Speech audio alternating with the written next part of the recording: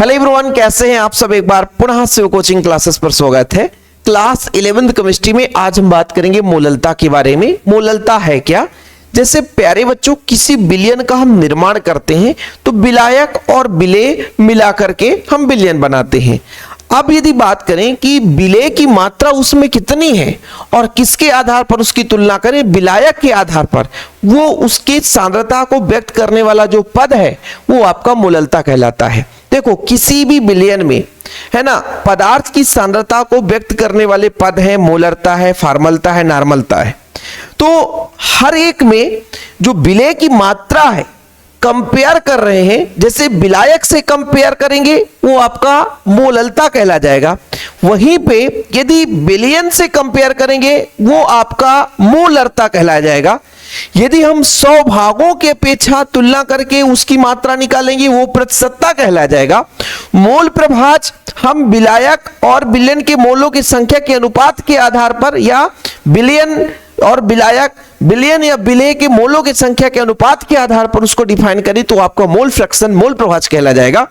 तो किसी भी विलयन में पदार्थों की मात्रा कितनी है उसको व्यक्त करने के लिए सांद्रता का जो सांद्रता के पद है उनका हम प्रयोग करते हैं, और उन्हीं सांद्रता के पदों में आपका एक मोललता है।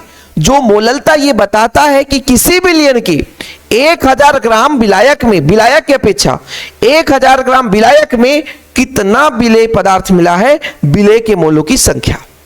यानी किसी विलयन के 1000 ग्राम विलायक में उपस्थित विलेय के मोलों की संख्या क्या कहलाती है बच्चों? मोललता कहलाती है। क्या कहलाती है? मोललता।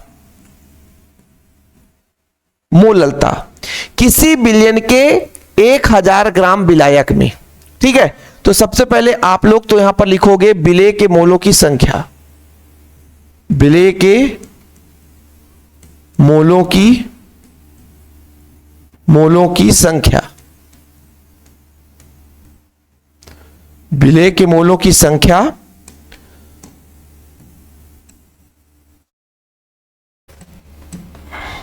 नीचे विलायक 1 किलोग्राम, क्या बोला गया है? 1 किलोग्राम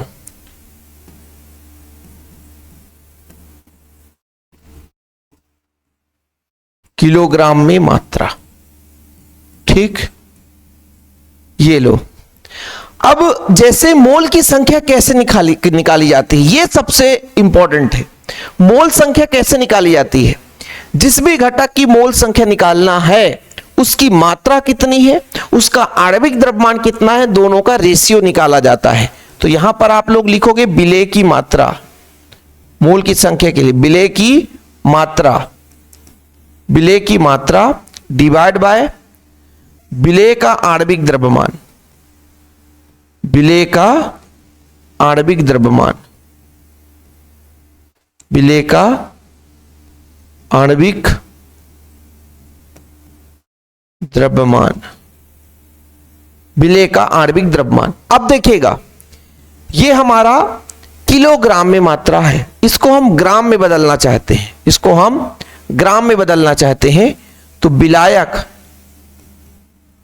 विलायक की ग्राम में मात्रा, ग्राम में मात्रा, और ग्राम में मात्रा बदल दिए, इसका मतलब ऊपर 1000 का गुणा कर दिए। क्यों? क्योंकि ग्राम में 1000 का भाग देंगे तो किलोग्राम में आ जाएगा। इसका शॉर्टकट रूप होता है विलेय। देखो बच्चों, विलयन में 2 घटक होते हैं, मैं आपको बता देता हूं। विलयन 2 घटकों से मिलकर बना होता है, विलयन 2 घटकों से मिलकर बना होता है। एक तो होता है आपका विलायक, क्या होता है? विलायक, और दूसरा होता है आपका विलेय। ठीक है, विलायक को हम यदि ए से रिप्रेजेंट कर रहे हैं तो इसको बी से रिप्रेजेंट करेंगे। तो विलेय का वेट, मात्रा यानी वेट WB, और आणविक द्रव्यमान मतलब MB इंटू 1000, और बच्चों विलायक है उसको हम WA से, मात्रा है ना तो WA से, और मोललता को स्मॉल m से परिभाषित करते हैं। ठीक है, तो ये आप लोगों का क्वेश्चन आता है कि मोललता किसे कहते हैं, समझाइए। तो सूत्र सहित आप लोग कर सकते हो। क्वेश्चन करोगे तब मजा आएगा। देखिएगा क्वेश्चन, 60 ग्राम NaOH 500 ग्राम जल में विलेय है तो विलयन की मोललता ज्ञात कीजिए। देखिए विलायक भी दे के रखा है, हल करेंगे। हल NaOH की मात्रा, NaOH विलेय है, विलेय की मात्रा कितनी है बच्चों? WB वेट, ठीक है, कितनी है? 60 ग्राम। ठीक, इसके बाद जल H2O, H2O की मात्रा, ये अपना WB है, विलायक, विलायक 500 ग्राम, कितना है? 500 ग्राम। ठीक है, इसके बाद यदि हम आपसे कह दें कि NaOH का आणविक द्रव्यमान बताओ, NaOH का आणविक द्रव्यमान, आणविक द्रव्यमान जिसे मोलर द्रव्यमान भी कहते हैं, आणविक द्रव्यमान MB विलेय का। देखो सोडियम का होता है 23, ऑक्सीजन का होता है 16 और हाइड्रोजन का होता है 1। सोडियम का होता है 23, ऑक्सीजन का 16, हाइड्रोजन का 1। टोटल कितना हो गया बच्चा? तो टोटल हो गया 40। टोटल कितना हो गया? 40। अब हमको फार्मूला लेना है मोललता। फार्मूला क्या है? WB बटे MB, WB बटे MB गुणे 1000 बटे अपना WA। चलिए भाई कैलकुलेट कर दीजिए। WB कितना है सर? WB 60 है, MB कितना है? 40 है, यहां पर अपना 1000 हो जाएगा और WA 500 है। 500 से 2 से कट जाएगा बच्चा, 2 से कटेगा तो 20 दूना 40 और 20 3 60, टोटल 3 आ गया। ठीक है, या आप ऐसा लिख सकते हो मोल प्रति किलोग्राम, मोल प्रति किलोग्राम, 3 मोल प्रति किलोग्राम, ऐसा। ठीक है, क्योंकि 1000 ग्राम में ना या 1 किलोग्राम में उपस्थित विलेय के मोलों की संख्या है, मोल प्रति ग्राम नहीं है, प्रति किलोग्राम ही होगा, है ना। चलो, तो ये अपना हो गया बच्चों मोललता के बारे में। क्लियर? तो ये मोललता आप लोग तैयार कर लेना। वीडियो पसंद आया तो लाइक करके शेयर करना। चैनल पे पहली बार आए हैं, चैनल को सब्सक्राइब कर लेना।